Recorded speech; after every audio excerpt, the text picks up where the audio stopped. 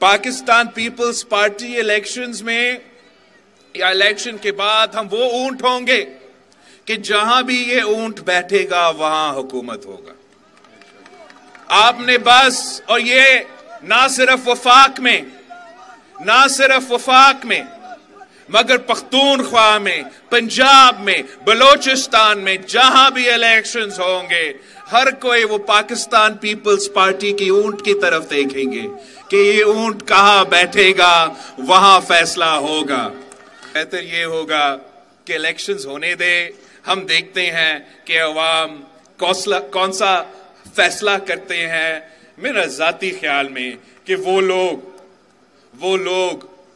जो by election से भागते थे, खौफ के डर के मारे भागते थे, जो बल्दियाती इलेक्शन से खौफ से डर के मारे भागते थे ना, उनको अवाम ऐसे जवाब देगा इलेक्शन